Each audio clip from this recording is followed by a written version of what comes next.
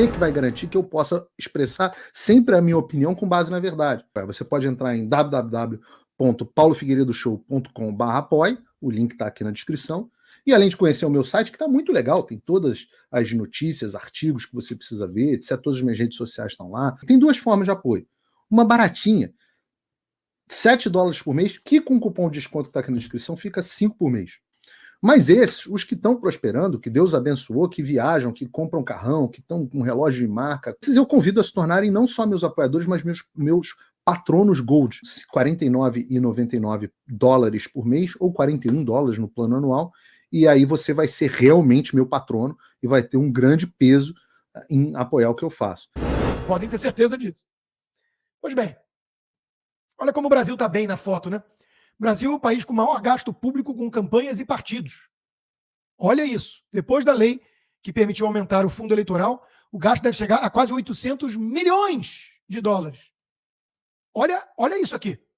Custo médio de cada parlamentar em relação à renda média da população, que é a métrica que importa, porque é quem paga a conta por meio dos impostos, né?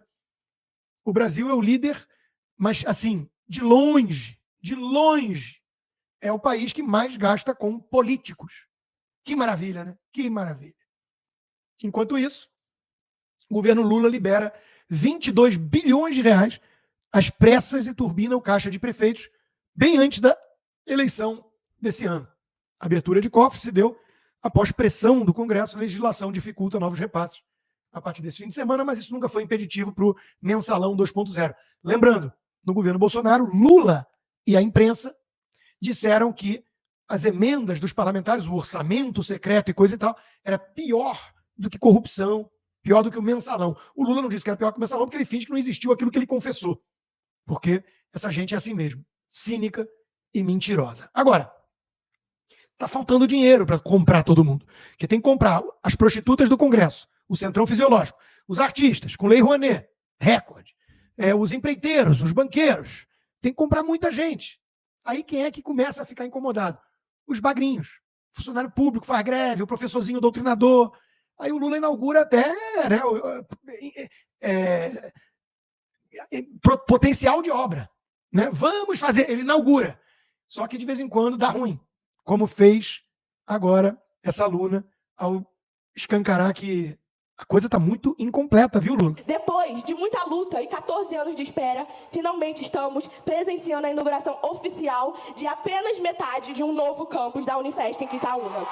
O qual foi aguardado ansiosamente por toda a comunidade acadêmica.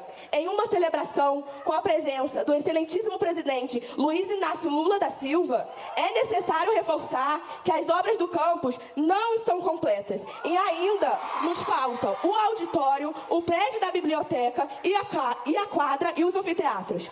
As melhorias físicas no nosso dia a dia universitário têm significado simbólico. A efetivação de um projeto que visa sustentar e valorizar uma educação pública de qualidade. Mas, para além de um campus, a universidade se faz com pessoas, com inclusão e diversidade, bem como a concretização de políticas públicas de permanência.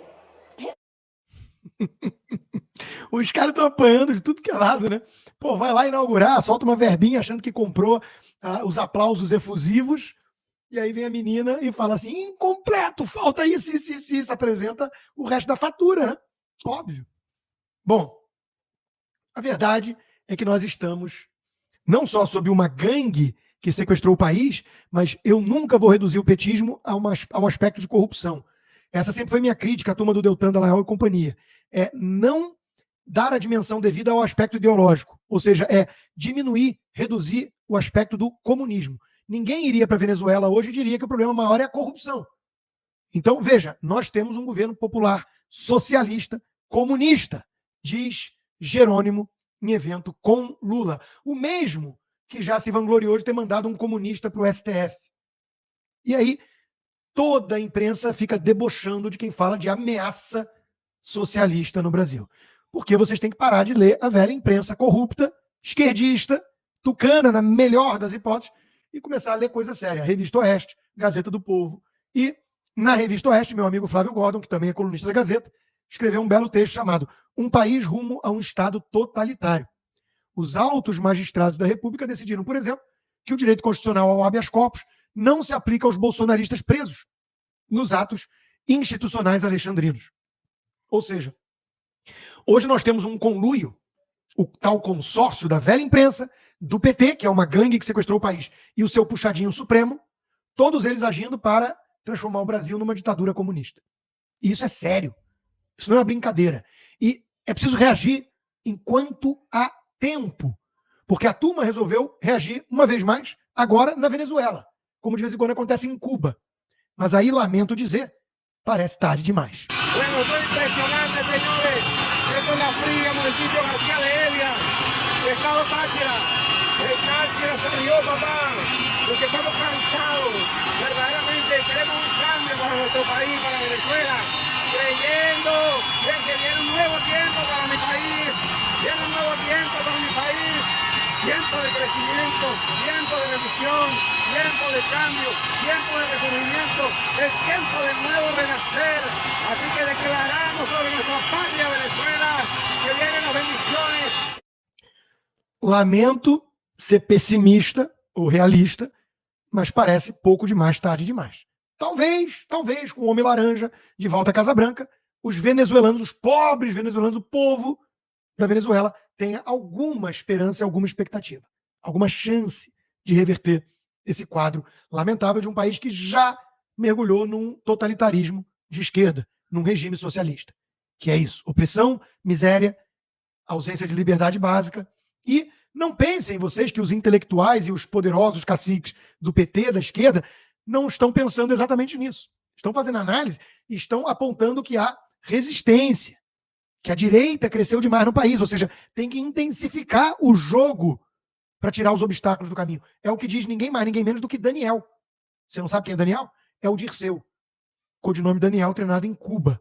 É isso que ele faz de análise. Nesse momento, o PT e os partidos políticos brasileiros, eles enfrentam essa questão de qual é o projeto político. O PT sempre teve um projeto político, essa foi a força dele, que era governar o Brasil. Parece reformista, mas é revolucionário para o Brasil. Nós estamos vendo agora como é revolucionário. Naquele momento, em 89, o PT aspirar a governar o Brasil. Ele, por fim, governou a partir de 2002. Hoje, infelizmente, a situação é muito pior. Não só pela força da direita, pelo conservadorismo e pela conjuntura contra-revolucionária no mundo, e aqui na América Latina, inclusive, mas também porque nós governamos sem maioria no parlamento. Governávamos com a sociedade desmobilizada, com a direita mobilizada. E há uma pressão para o governo ficar de joelho e aceitar uma saída liberal para a economia. Não concluir o que começou, que é fazer uma reforma do imposto de renda, de lucros de dividendo, porque o grande problema do Brasil, que é a pedra de toque, é o rentismo, concentração de renda, porque é isso que impede o Brasil de crescer, como um país capitalista, estou dizendo. Então, as reformas que nós precisamos fazer precisam de uma mobilização e de outro resultado eleitoral. Então, qualquer projeto político tem que pensar em 12 anos. Eu estou falando isso há meses. Se nós continuarmos pensando no governo do Lula agora, nós temos que pensar em 12 anos. Nós não vamos resolver no problema do Lula agora as reformas estruturais. Nós vamos ter que sobreviver com esse governo, ganhar a eleição de 26 e mudar a correlação de força no Congresso para menos pior, como está agora. Porque não vai ser majoritário por causa da estrutura política eleitoral brasileira. Não é fácil o desafio que o Lula tem. E o pós-Lula eu não quero nem pensar. Pós-Lula e toda uma geração que eu faço parte, que eu estou com 78 anos, né? O Lula faz agora em outubro 79, eu faço em março. E alguns de nós já, Olívio Dutra, Rui Falcão, já passaram dos 80. Então tem um problema grave no PT também de relevo, como dizem os cubanos, né? De renovação, novas gerações, entendeu? E toda a institucionalidade brasileira está feita para cooptação, está feita para eternizar os mandatos parlamentares. Eu acho que nós temos que ter consciência que nós temos que, eu sempre falo, temos que ajudar o presidente Lula a governar o Brasil, porque a correlação de força está muito desfavorável. Eu já falei, às vezes eu falo, não devo falar, é quase impossível pensar que nós estamos governando o Brasil nesse momento. Dado a força da extrema-direita no mundo e no Brasil, dado a força do bolsonarismo. Tudo o que aconteceu, e nós conhecemos as instituições brasileiras, basta olhar a evolução da mídia, como é que está indo nas últimas semanas. Espero que o Lula tenha consciência disso, né? Porque ele é o primeiro que tem que ter consciência.